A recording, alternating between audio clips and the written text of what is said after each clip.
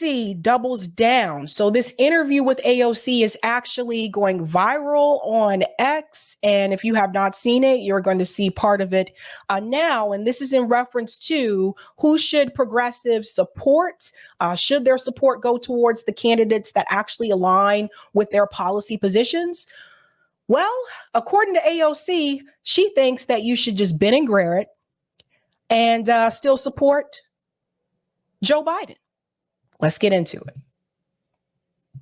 Had it or hit it, Joe Biden. Hit it. You know, honestly, here's the thing.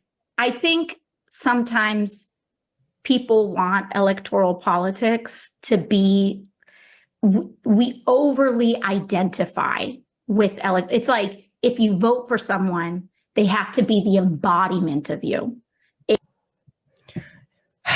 All right, let's start with this. So I kind of understand where she's coming from, where some people just vote on someone like based on personality and not necessarily based on policy. Let's put that to the side for a second. I wouldn't say that your candidate has to be the embodiment of you, but I would say that obviously you should agree with them in reference to policy positions, especially key policy positions. So for me, there are certain things that I pay attention to. Does this candidate have a Black agenda? Does this candidate have a working class agenda? Does this candidate actually have something like living wage on their platform? How is this candidate on foreign policy? Do they want to continue these wars? Because I want a candidate that does not want to continue the wars. And number one of all, do they support genocide? Right now, Joe Biden is actively funding and participating in the genocide of the Palestinian people in Gaza. AOC here, who is supposed to be the Social Democrats, and according to DSA's handbook, and she was a DSA member as well, you are not supposed to support the state of Israel in reference to this conflict with Israel and Gaza. That is in their handbook, that Social Democrats or Democratic Socialists support the BDS movement, boycott, divestment, and sanctions. So who is AOC, right? Because obviously, if you care about the issues and it's about the policies, and if you support something like Medicare for all, you support ending these wars, you support the BDS movement, you would not say, hit it, AOC. You would not tell your supporters to just go ahead and support Joe Biden. You would tell your supporters to support the candidates that align on those issues. Let's continue. And that's actually something that I think Donald Trump provided to a lot of people, where it's like, if you voted for him and if you were a Donald Trump person, like you want, like it symbolized so much. But I think, let's go back to this for a second, because this is a revealing moment. Embodiment of you. And that's actually something that I think Donald Trump provided to a lot of people, where it's like, if you voted for him and if you were a Donald Trump person, like you want, like it symbolized so much. But so let me explain to you what AOC is doing here. She's basically telling you that if you support a candidate that agrees with your policy positions, remember, Trump supporters supported his policies. They supported the fact that he came out and he spoke to working class people in the Rust Belt where Hillary Clinton chose not to do so. So just keep that in mind. Remember, Trump basically ran like a right-wing populist campaign where he did appeal to a lot of working class people. So what AOC is telling you, that if you do that, that's basically right-wing. This is where we are now, folks.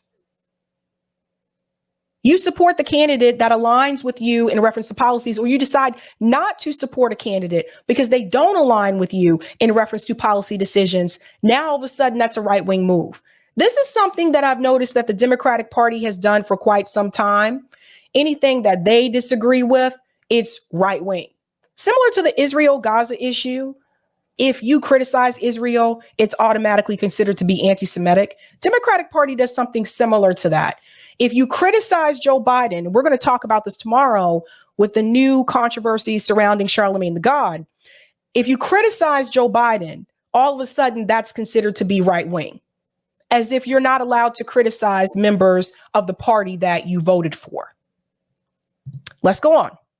But I think what we have here in this situation is a more just honest thing. There are plenty of things that the president does that I completely disagree with. I think, right now what's happening in Gaza, I can't go on every single day seeing this. I don't associate myself with what's happening. Two things here. If there are plenty of things that Joe Biden has done or does that you disagree with, why are you endorsing him? She didn't say there's one or two things that Joe Biden does that she disagrees with. She said there are plenty of things. It's just like if you're in a relationship with someone, I like to use the relationship references. If you're in a relationship with someone, and let's say, I'm going to say it from female perspective because I'm a female. Let's say you've been dating this guy. Let's say you guys have been dating for a couple of months, maybe almost a year. So you're almost at that 1 year mark, right? A crucial mark. And let's say you tell your best friend, there are plenty of things that he does that I just do not like or don't agree with. Why are you in the relationship? I understand if there's a few things here and there, you're not going to agree with everybody on everything. But if there are plenty of things that you have an issue with, why are you in that relationship? So I would ask that question to AOC. Why are you in this relationship with the Democratic Party, with Democrat establishment, and endorsing Joe Biden if there are plenty of things that he is doing that you disagree with? Now, she goes on to mention, I don't agree with what's happening in Gaza, but she basically says she doesn't associate herself with that. So when it comes to genocide, she is basically able to make the point to continue to support Joe Biden by disassociating herself with that conflict. Kind of like an out of body experience here. Let me just disassociate myself with the genocide that's happening in Gaza so I can sleep better at night for endorsing Joe Biden. Can't make this up. Then she goes on to say the B word. I think, right now what's happening in Gaza, I can't go on every single day seeing this. I don't associate myself with what's happening. But at the end of the day. But I don't agree with what's happening with the genocide in reference to Gaza. But how do you but genocide? It's not like I disagree with the fact that Joe Biden's, Build Back Better didn't go as far as it should have gone. That's one thing. And then you go on and you say, but he did do some of those things, get some of those things done on that list. That's one thing. It's another thing to but after genocide. What this tells you, ladies and gentlemen, is that AOC and the other members of the squad are going to defend and protect Joe Biden no matter what. And that is dangerous because what that means is that Joe Biden can do no wrong. You see this? Because how much further can you go than genocide? This is the problem with partisan politics. You defend your party regardless of what they are doing. We have to acknowledge that we just can't allow this fascist movement to grow in this country. And we can't allow a fascist movement to grow in this country. But Joe Biden hasn't done anything that's been fascist. Implementing mandates across the country for federal workers and for other employees, that's not considered to be fascist. Joe Biden is literally trying to rig the Democratic primary process. That's not fascist, AOC. The fact that he can change the primary process and make South Carolina the first state that he actively participates in, just so things will be better for him and his race, that's not fascist. It's not fascist for the Democratic Party and the DNC to basically remove people from the ballot because they want to just hand the nomination over to Joe Biden. That's not fascist.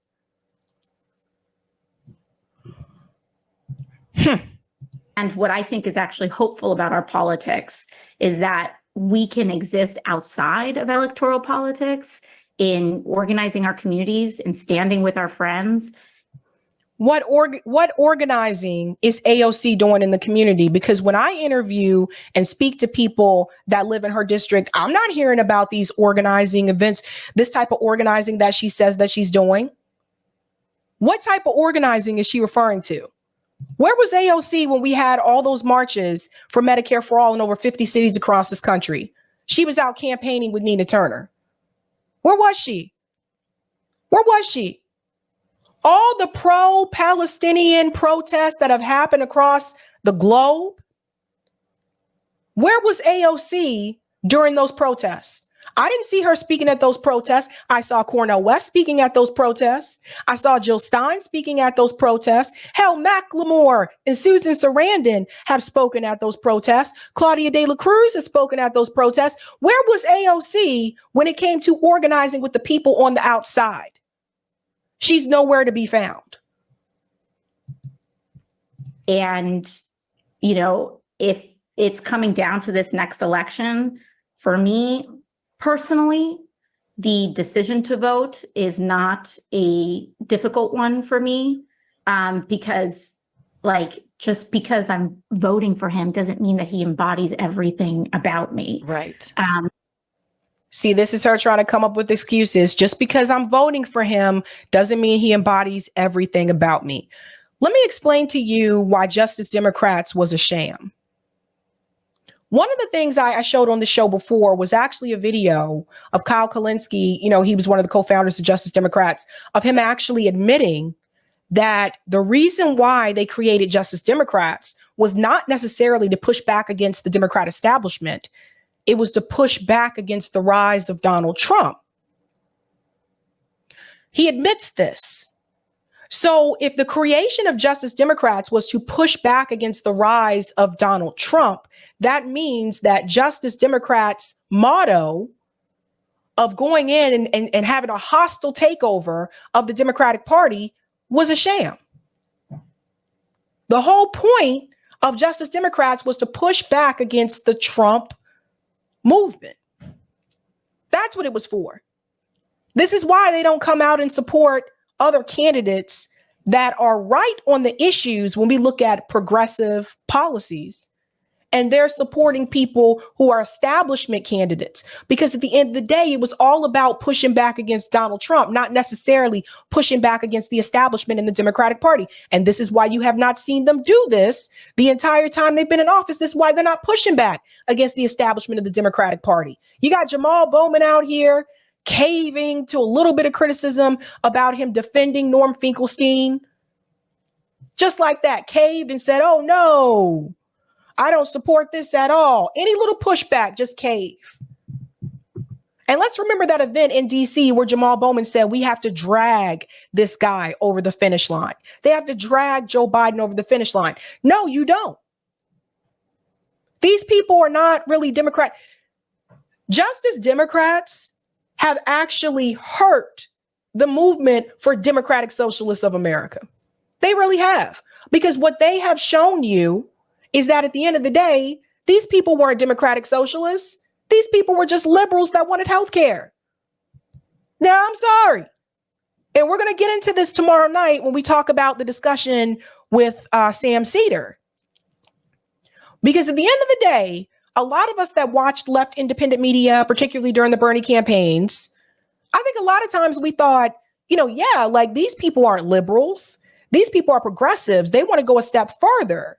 They want universal policies across the country. But now you look back on it and you realize, and you'll see this tomorrow, you look back on it and you realize that these people were just liberals who wanted health care. That's it. That's why they can cave and tell you, but we don't want to get Donald Trump, so support Joe Biden. We don't want to get Donald Trump, so support Hillary Clinton. Meanwhile, you had Jill Stein out there. Meanwhile, this time you have Cornel West out there. You got Jill Stein out there again. You got Claudia De La Cruz out there. You have Dr. Shiva out there. You have all these other people who are running on progressive issues, but they're going to tell you to support Joe Biden. Justice Democrats killed the Democratic Socialists of America movement. So that to me is where I'm at.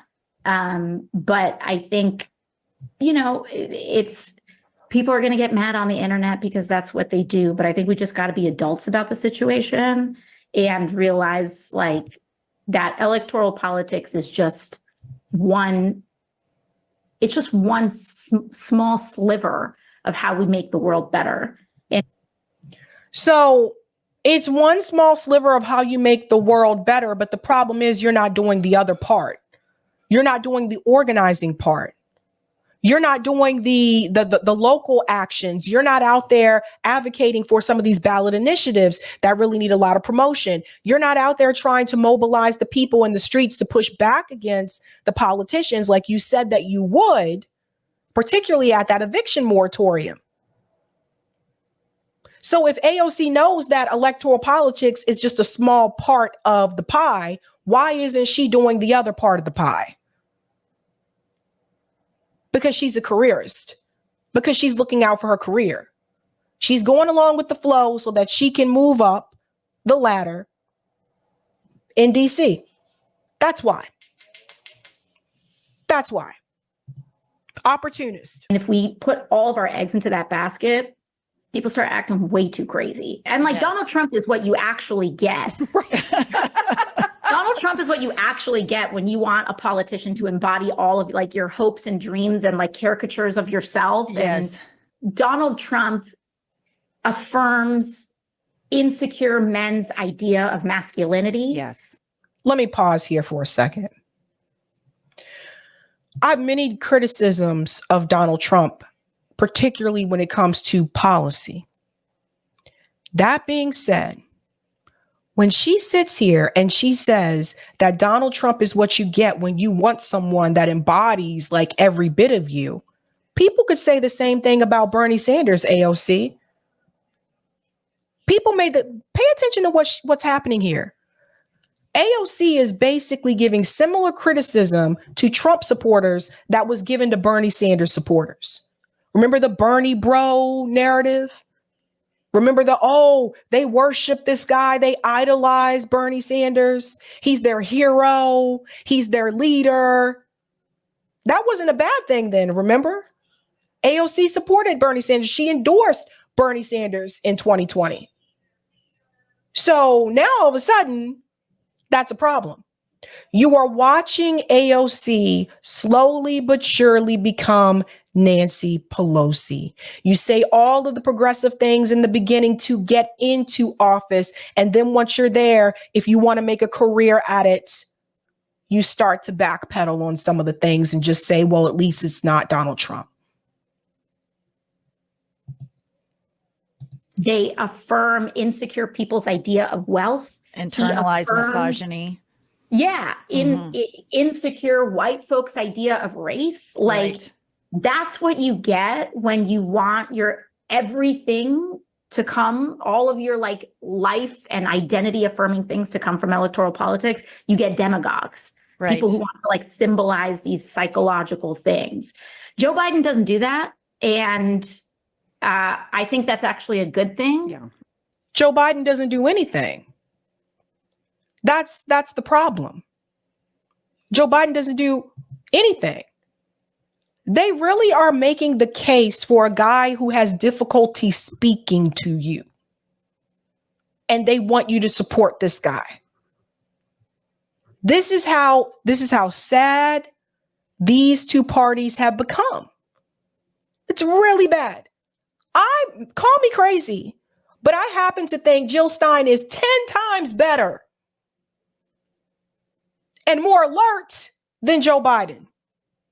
I happen to think that Cornel West is 10 times better and more alert than Joe Biden.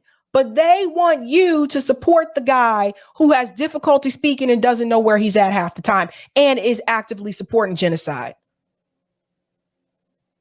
This is where we're at now.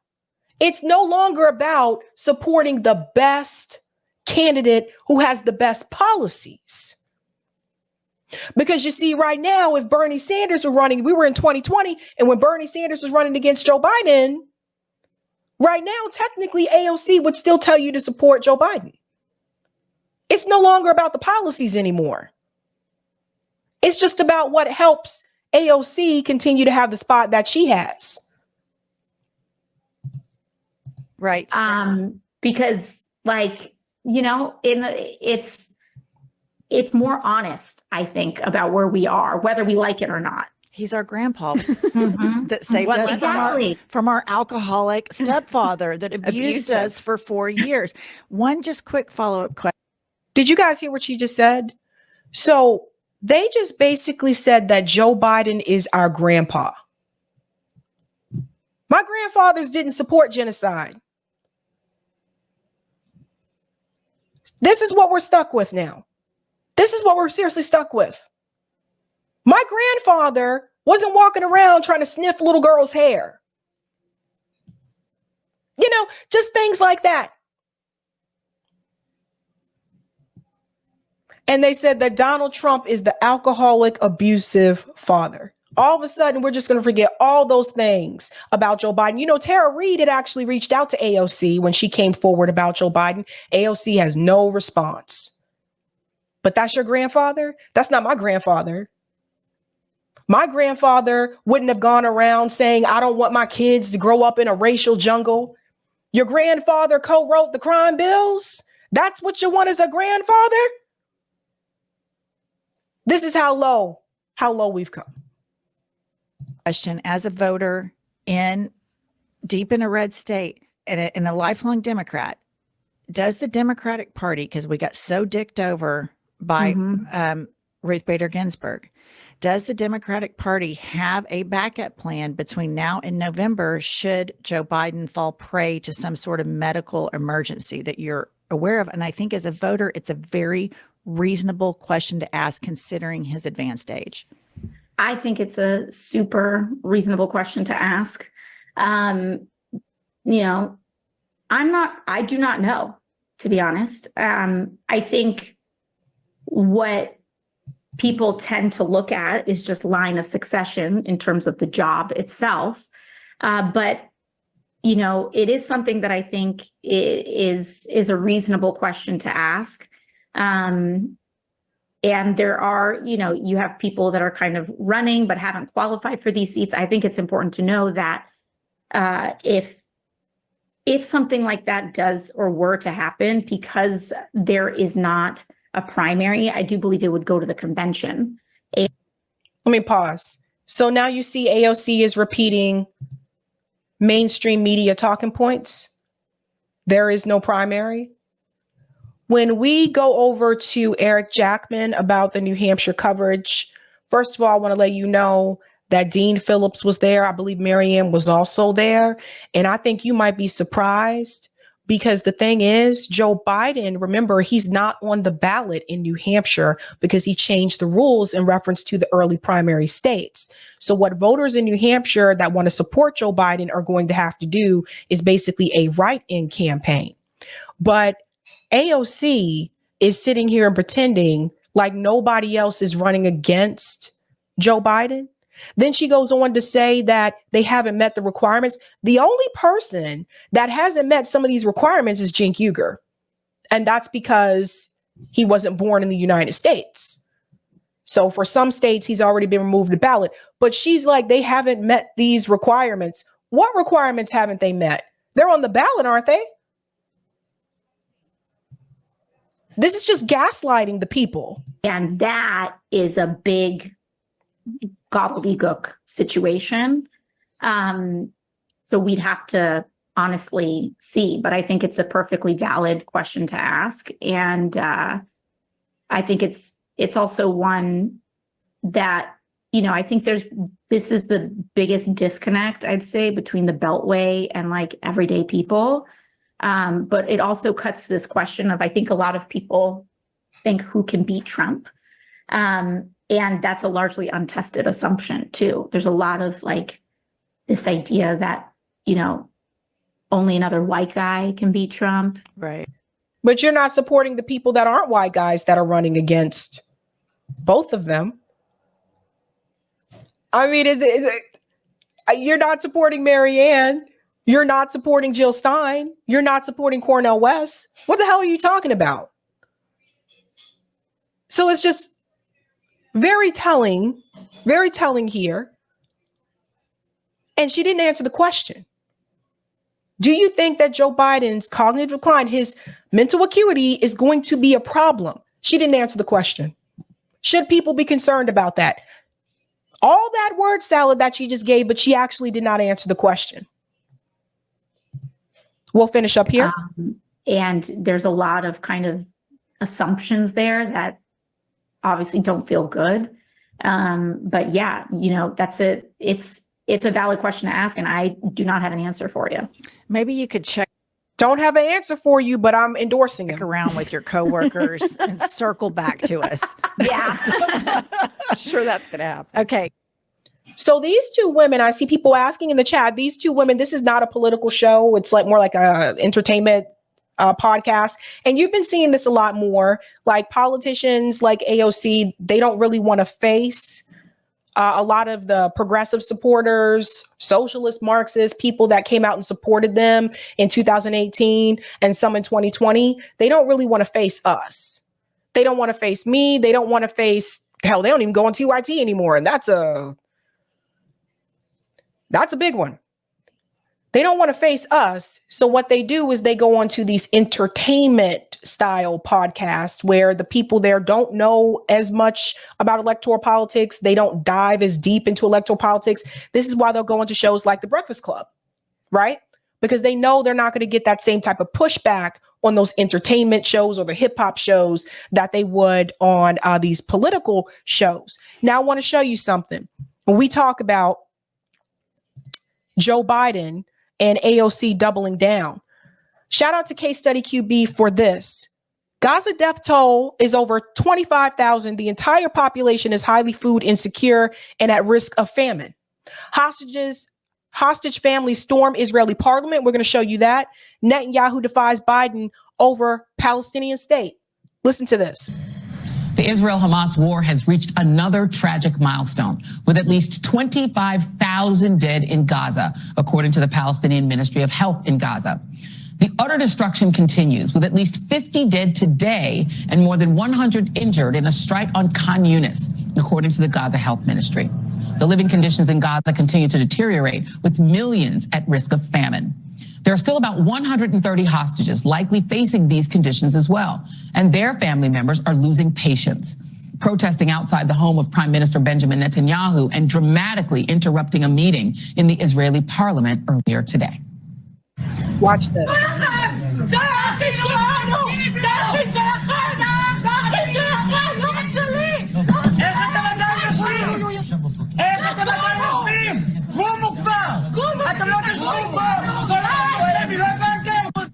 Netanyahu met with families today, telling them there was, quote, no real proposal from Hamas for a deal. Pause for a second. This shows you again, like I said before, that they never really cared about the hostages. So those are family members and they're really upset and saying, what are you doing? Now, Hamas has been very clear and said permanent ceasefire and will release the hostages. That's why I say they never really cared about getting those hostages back. It was never really about that. But none of this happens without the arms from the United States government. So the United States government is complicit. And that's under Joe Biden's leadership. And that's who AOC wants you to support. AOC says she can disassociate herself from this issue and support Joe Biden anyway. According to an Israeli government official, Israel has proposed a 2-month pause in fighting in exchange for all of the remaining hostages, first reported by Axios. But Hamas has said it won't release hostages without a permanent ceasefire, leaving Hamas in power in Gaza.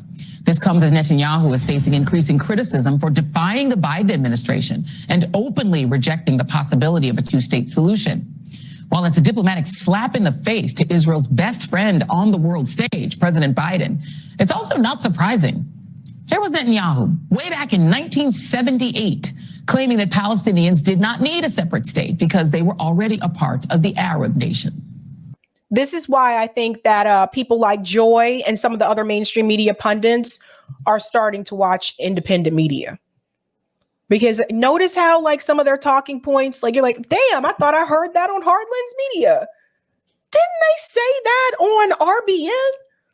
Yeah, they're watching. They're watching. There is no right to establish a second one on my doorstep, which will threaten my existence. There is no right whatsoever. Since then, he's flip-flopped just a little bit, backing a demilitarized conditional Palestinian state in 2009 under pressure from newly elected President Barack Obama. But in a last-ditch attempt one night before his 2015 election, he made it clear that there would be no state of Palestine if he was elected. And Joe Biden still supports Netanyahu. Netanyahu is extremely right-wing, further right-wing than Donald Trump is. Netanyahu, who's more dangerous right now? Donald Trump or Netanyahu? Netanyahu. But this is who Joe Biden is continuing to support. So AOC says she's more concerned about a fascist state. But the president that's in power right now, who is a Democrat, is supporting fascism abroad. This is how you could easily debunk these narratives from people. And it's not just Israel and Gaza. This is something else that AOC is overlooking, that the Biden administration is overlooking when it comes to the economy. They keep talking about the fact that Joe Biden created all these jobs. And I told you, but they never said what the jobs were or what the pay was.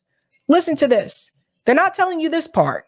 As a recent report shows, layoffs surged last year. The leadership development and executive coaching firm called Challenger Gray and Christmas found that companies planned more than 721,000 job cuts in 2023. And that is a 98% increase from the cuts announced in 2022. So 98% increase in layoffs in 2023. And all last year, we heard Joe Biden say that the economy is great because he created all these jobs, leaving out all the companies that have been laying people off. And this is what I tried to tell people. I've been trying to explain to everybody. Joe Biden is lying to you. Every time you turn around, another person is getting laid off. A lot of these companies have been laying people off by the thousands. They're leaving this out. AOC is leaving this out. So it's not just about the genocide. It's about the economy. What does this mean for job cuts this year? Well, for more, let's bring in Johnny C. Taylor Jr. He is the CEO of the Society for Human Resource Management. Johnny, thanks very much for being with us. So first, just tell us, why did we see such a spike in job cuts last year, and which industries were most impacted? So totally predictable.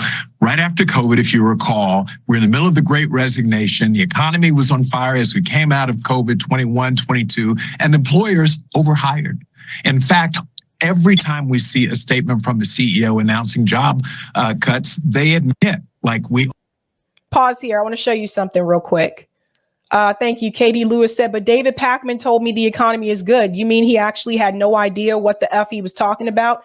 That's right, Katie. Look at this. Industries, tech, retail companies, healthcare, financial firms. I want to zone in on retail companies, 78,000. You know why that's significant? The average middle-aged woman in the United States has a retail job. Kid you not, whether they're cashier, sales associate, etc. A lot of these stores are closing. A lot of these stores are closing. You can go to the Cambridge Side Galleria, you go up to the third store, all the stores are gone. The J. Crew, all that stuff gone. More people are buying things online.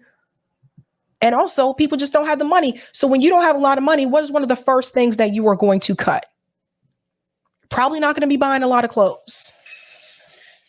So that's important. The retail one, that's the one I really want you to focus on. That's working class job, average middle-aged woman in this country. I just read Wayfair's letter the other day, and they literally said, I overhired. So that's partly is we're settling back into what is the norm. And in what industries did we mostly see this? Yeah, listen, technology is really taking the hit. Retail is taking a hit. Those are your two biggest areas. We're seeing healthcare firms, financial firms, professional services firms generally, where people are driving the business is where we're taking the biggest hits. What challenge? Okay, so we'll go ahead and stop that there. But those are all the things that AOC is not taking into consideration. And I think all those things should be taken into consideration. But according to her, she wants you to just go ahead and support him anyway.